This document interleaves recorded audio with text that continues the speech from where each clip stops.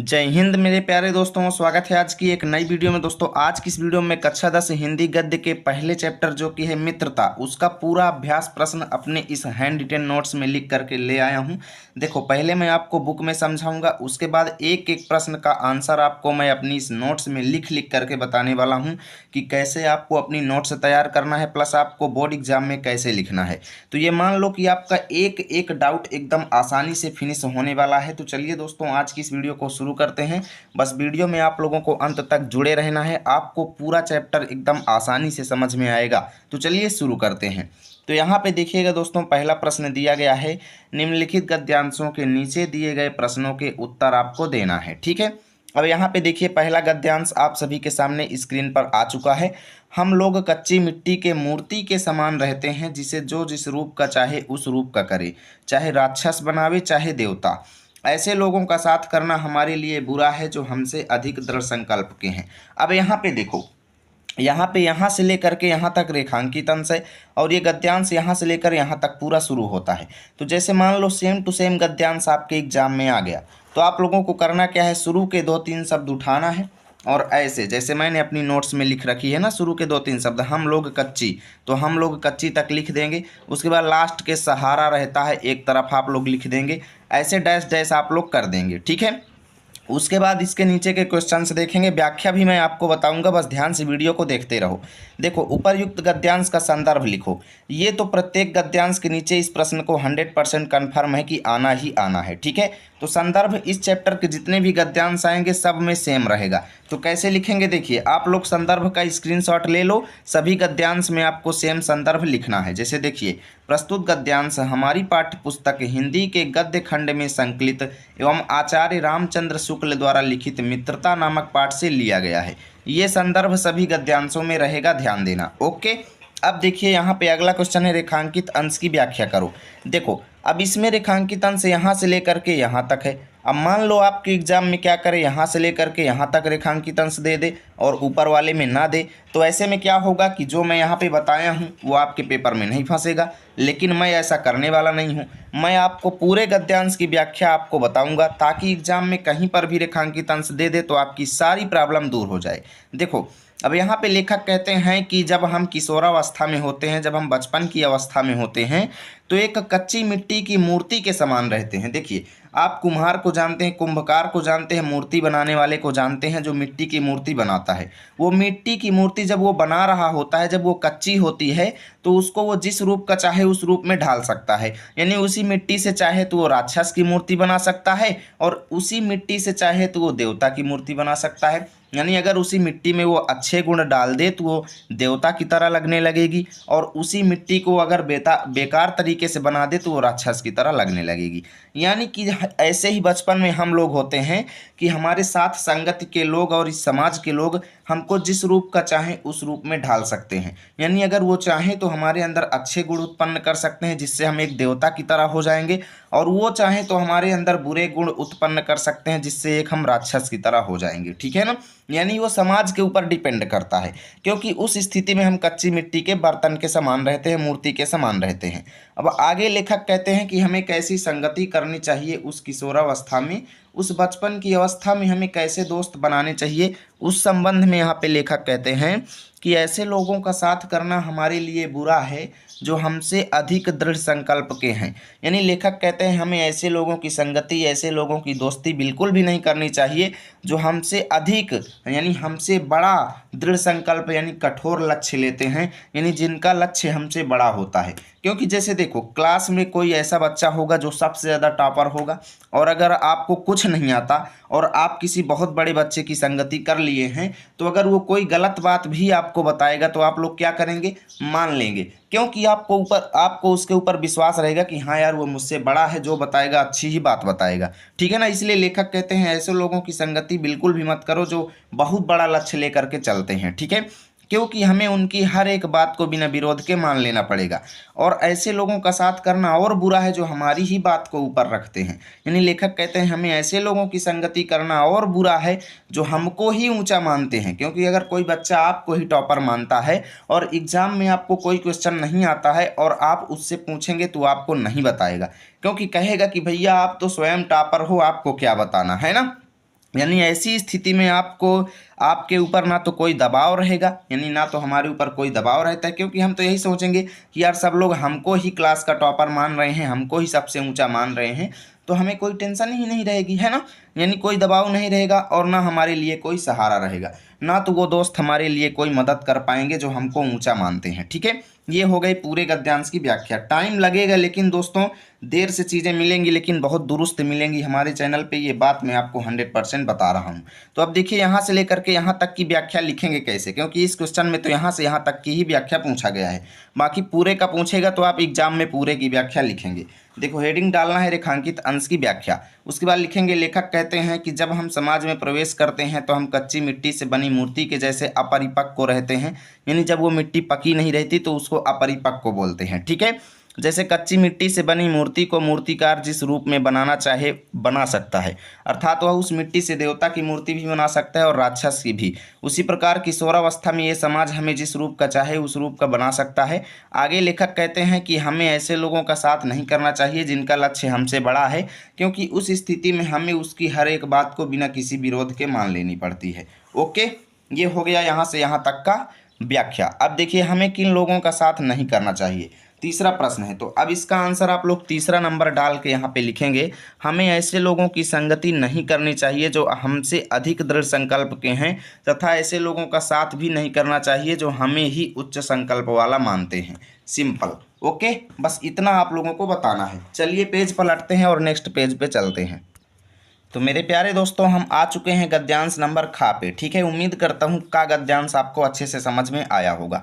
देखिए वीडियो को like share करते जाना, क्योंकि आपका लाइक शेयर ही हमें उत्साहित करता है वीडियोस बनाने के लिए।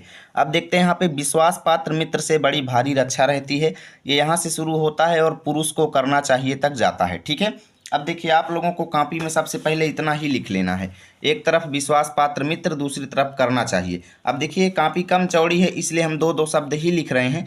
आपके बोर्ड एग्जाम की कॉपी काफ़ी ज़्यादा चाकल होती है यानी चौड़ी होती है, तो वहाँ पे आपको तीन तीन शब्द लिख लेना है। ठीक है, ज़्यादा अच्छा रहेगा। उसके बाद देखिए अब यहाँ पे आपके यहाँ पे नीचे प्रश्न दिए गए हैं, गद्यांश का संदर्भ लिखिए। तो मैं पहले ही बताया हूँ संदर्भ पहले के जैसा लिखना है, यानी जैसा इसमें है सेम आपको इसमें भी लिख लेना है।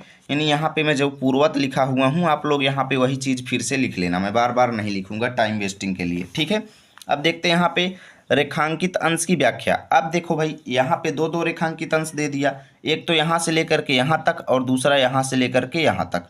तो अभी हम आपको बताएंगे कैसे लिखना है। पहले हम पूरे गद्यांश की आपको व्याख्या बता देते हैं। अब यहाँ पे देखिए लेखक कहते हैं कि विश्वास पात्र मित्र से बड़ी भारी रक्षा रहती है, यानी जो ऐसा मित्र जो जिस पर हम विश्वास कर सकें, यानी विश्वास करने योग्य मित्र। विश्वास पात्र का मतलब क्या है, विश्वास करने योग्य, यानी विश्वास करने योग्य मित्र से हमारी बड़ी रक्षा रहती है, यानी वो एक हमारे लिए प्रोटेक्शन की तरह काम करता है, सुरक्षा की तरह काम करता है, सिक्योरिटी की तरह काम करता है। जिसे ऐसा मित्र मिल जाए, यानी जिसे विश्वास पात्र मित्र मिल जाए, उसको समझना चाहिए कि खजाना मिल गया, क्योंकि विश्वास पात्र मित्र जीवन की एक दवा के समान काम करता है। जैसे दवा हमारे शरीर को रोगी होने से बचाती है, बीमार होने पर वो हमको ठीक करती है ना, वैसे ही एक विश्वास पात्र मित्र जो है ना, जब हम कुमार्ग की तरफ जाते हैं, जब हमारे अंदर बीमारियां उत्पन्न होती हैं, यानी जब हमारे अंदर बुराइयां उत्पन्न होती हैं, तब वो हमको एक दवा की तरह काम करके स्वच्छ बनाता है, हमको सुधारता है। ठीक है, और हमें अपने मित्रों से ये आशा रखनी चाहिए, ये उम्मीद रखनी चाहिए कि वे हमें उत्तम संकल्पों से हमें दृढ़ करेंगे, यानी बड़े बड़े लक्ष्यों के लिए हमें मजबूत करेंगे, दोषों और त्रुटियों से बचाएंगे, यानी हमारी गलतियों से हमारी कमजोरियों से वो हमको बचाएंगे, और हमारे सत्यता पवित्रता और मर्यादा के प्रेम को वो पुष्ट करेंगे, यानी आगे बढ़ाएंगे। ठीक है, और जब हम कुमार्ग पर पैर रखेंगे, यानी जब हम बुराइयों की तरफ जाएंगे, तब वो हमें सचेत करेंगे, यानी सावधान करेंगे। जब हम हतोत्साहित होंगे, यानी जब हम निराश होंगे, हतोत्साहित मतलब बिना उत्साह के, यानी यार ये समझ लो कि किसी डीमोटिवेट होना। ठीक है ना, हतोत्साहित का मतलब क्या है, डीमोटिवेट, यानी जब हम डीमोटिवेट होंगे या कह लो जब हम निराश होंगे, तब वो हमें उत्साहित करेंगे, हमारे अंदर जोश उत्पन्न करेंगे, साहस उत्पन्न करेंगे। सारांश यह है कि वो हमें उत्तमता पूर्वक यानी अच्छे तरीके से जीवन निर्वाह करने में हर प्रकार से सहायता देंगे। ठीक है ना। अब यहाँ पे लेखक कहते हैं कि सच्ची मित्रता में उत्तम से उत्तम वैद्य की सी निपुणता और परख होती है, यानी लेखक कहते हैं कि सच्ची दोस्ती में एक अच्छे से अच्छे, उत्तम से उत्तम मतलब अच्छे से अच्छे वैद्य की सी, अर्थात डॉक्टर के समान, वैद्य माने डॉक्टर, यानी सच्ची मित्रता में अच्छे से अच्छे डॉक्टर के जैसे निपुणता होती है, यानी योग्यता होती है और जांच परख होती है। क्योंकि सच्ची मित्रता ऐसे ही नहीं मिल जाती दोस्तों, सच्ची मित्रता में बहुत ज़्यादा हमें जांच परख करनी पड़ती है। क्योंकि सच्ची मित्रता जो होती है उसके कुछ अलग ही रूल होते हैं, है ना। अच्छी से अच्छी माता का सा धैर्य होती है, यानी सच्ची मित्रता हमें धैर्यपूर्वक करना चाहिए, ठीक है। क्योंकि सच्ची मित्रता कोमल होती है, सच्चे मित्र एक दूसरे के ऊपर जी जान लगा देते हैं और एक दूसरे के ऊपर पूरा भरोसा करते हैं, यानी कोमल होती है सच्ची मित्रता। ऐसी ही मित्रता करने का प्रयत्न प्रत्येक पुरुष को करना चाहिए। लेखक कहते हैं ऐसी ही सच्ची दोस्ती करने का प्रयास जो है इस समाज के प्रत्येक पुरुष को करना चाहिए, ठीक है ना। अब देखिए यहाँ पे हम रेखांकित अंश की व्याख्या करेंगे। तो देखिए आपको करना क्या है, सबसे पहले प्रथम रेखांकित अंश की व्याख्या हेडिंग डालेंगे और यहाँ से यहाँ तक की व्याख्या लिख देंगे। चलो मैं बताता हूँ। देखिए प्रथम रेखांकित अंश की व्याख्या हेडिंग डालेंगे और लिखेंगे, लेखक कहते हैं कि विश्वास करने योग्य मित्र हमारे जीवन में एक महत्वपूर्ण दवा की तरह कार्य करता है। अर्थात जिस प्रकार दवा हमारे बुरे समय में हमारा साथ देती है, वैसे ही एक विश्वास पात्र मित्र हमारी हर परिस्थिति में हमारा साथ देता है। ओके, अब देखिए यहाँ पे द्वितीय रेखांकित अंश की व्याख्या डाल के यहाँ से यहाँ तक की व्याख्या डाल देंगे। जैसे देखिए लिख दिए द्वितीय रेखांकित अंश की व्याख्या। उसके बाद लिखेंगे, लेखक कहते हैं कि सच्ची दोस्ती में एक योग्य डॉक्टर की तरह कुशलता और जांच परख होती है। अर्थात जैसे एक चिकित्सक किसी व्यक्ति की शारीरिक बीमारी को दूर करने में निपुण होता है, वैसे ही एक सच्चा दोस्त होना चाहिए। उसके बाद लिखेंगे दोस्तों, आगे लेखक कहते हैं कि सच्ची मित्रता में एक अच्छी माता के समान धैर्य और कोमलता होती है। अर्थात जिस प्रकार हमारी माता हमारी कमियों को महसूस कर लेती है, वैसे ही एक सच्चा दोस्त होना चाहिए। लेखक कहते हैं कि ऐसे ही मित्रता करने का प्रयत्न सभी पुरुषों को करना चाहिए। बहुत अच्छी बात रामचंद्र शुक्ल जी कहते हैं यहाँ पे। अब देखिए हमें अपने मित्रों से क्या आशा करनी चाहिए। हम यहाँ पे तीसरे प्रश्न में 3 प्रश्न दिए गए हैं, जिसमें से किसी एक प्रश्न को करना है, ठीक है ना दोस्तों। गर्मी बहुत ज़्यादा है और वीडियो रिकॉर्ड करते समय समझ लो बहुत ज़्यादा पसीना बह रहा है दोस्तों, पर क्या करें, मेहनत करना है। देखिए हमें अपने मित्रों से क्या आशा करनी चाहिए। 3 प्रश्न में से हम तीनों का बताएंगे, आपके एग्जाम में केवल एक ही आपको लिखना है। हमें अपने मित्रों से यह आशा रखनी चाहिए कि वे उत्तम संकल्पों से हमें दृढ़ करेंगे, दोषों और त्रुटियों से हमें बचाएंगे, जब हम कुमार्ग पर पैर रखेंगे तब वो हमें सचेत करेंगे, ठीक है। अब ये वाला नहीं आता, दूसरा आ जाता है, लेखक ने सच्ची मित्रता की तुलना किससे की है, या फिर इसकी जगह पे ये आ जाए कि विश्वास पात्र मित्र की तुलना किससे की है। तो दोनों ही नीचे वाले दोनों ही क्वेश्चन सेम हैं, तो दोनों में आपको सेम आंसर लिखना है। ये वाला, लेखक ने सच्ची मित्रता की तुलना एक कुशल वैद्य और माता के साथ किया है, ठीक है। यानी दोनों ही क्वेश्चन सेम है, तो 2 आंसर नहीं लिखेंगे, एक ही आंसर लिख देंगे। चलो अब देखते हैं दोस्तों आपका ग नंबर गद्यांश, ठीक है। ग नंबर गद्यांश देखते हैं और इसको भी फिनिश करते हैं। अब यहाँ पे देखिएगा दोस्तों, मित्र केवल उसे नहीं कहते, यहाँ से शुरू हुआ और कहाँ तक जाता है, मित्रता रही है तक। तो अब आप लोगों को करना क्या है, एक तरफ लिखेंगे मित्र केवल, दूसरी तरफ रही है, डैश डैश कर देंगे, ठीक है। संदर्भ आपका पहले की भांति रहेगा, यानी जैसा पहले वाले में लिखे हो सेम वैसा सब में लिखना है। अब देखिए यहाँ पे दूसरा प्रश्न है, गद्यांश के रेखांकित अंश की व्याख्या कीजिए। तो पहले हम पूरे गद्यांश की आपको व्याख्या बताते हैं, फिर रेखांकित अंश की व्याख्या लिखना बताएंगे, ठीक है ना। देखो यहाँ पे लेखक कहते हैं कि दोस्त हम केवल उसको नहीं कहेंगे, मित्र केवल उसे नहीं कहते जिसके गुणों की तो हम प्रशंसा करें, मित्र केवल उसे नहीं कहते जिसके गुणों की तो हम प्रशंसा करें, पर जिससे हम स्नेह न कर सकें, यानी जिससे हम प्रेम न कर सके, भीतर ही भीतर जलते रहें, ऐसे दोस्त को दोस्त नहीं कहा जाता। लेखक कहते हैं क्योंकि ऐसे दोस्त अक्सर होते हैं, ठीक है ना। मित्र केवल उसे नहीं कहते जिसके गुणों की तो हम प्रशंसा करें, पर जिससे स्नेह ना कर सके, जिससे हम प्रेम ना कर सकें, जिससे अपने छोटे छोटे काम तो हम निकालते जाएं, यानी जब हमें गरज पड़े, जब हमें ज़रूरत पड़े तो उससे हम मदद ले लें, पर भीतर ही भीतर घृणा करते रहें, ग्लानि करते रहें, जलते रहें, ठीक है। अब आगे लेखक कहते हैं मित्र कैसे होने चाहिए। लेखक कहते हैं मित्र आखिर होने कैसे चाहिए। मित्र सच्चे पथ प्रदर्शक माने राह दिखाने वाले के समान होना चाहिए। मित्र सच्चे पथ प्रदर्शक अर्थात राह दिखाने वाले के समान होना चाहिए, जिस पर हम पूरा विश्वास कर सकें, ठीक है ना। भाई के समान होना चाहिए। एक मित्र जो है, सच्चा मित्र जो है, भाई के समान होना चाहिए, जिसे हम अपना प्रीति पात्र अर्थात प्रेम पात्र बना सकें, यानी जिससे हम अपार प्रेम कर सकें।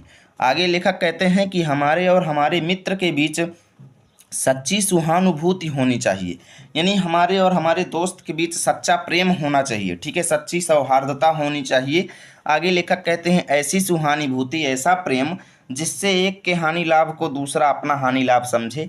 यानी अगर हमारे दोस्त का नुकसान हो तो हम उसे अपना नुकसान समझें, और हमारा नुकसान हो तो हमारा दोस्त उसे अपना नुकसान समझे, ठीक है ना। यानी एक दूसरे के लाभ हानि को, एक दूसरे के प्रॉफिट लॉस को हम अपना प्रॉफिट लॉस समझे, ठीक है ना। मित्रता के लिए यह आवश्यक नहीं है कि दो मित्र एक ही प्रकार के कार्य करते हों या एक ही रुचि के हों।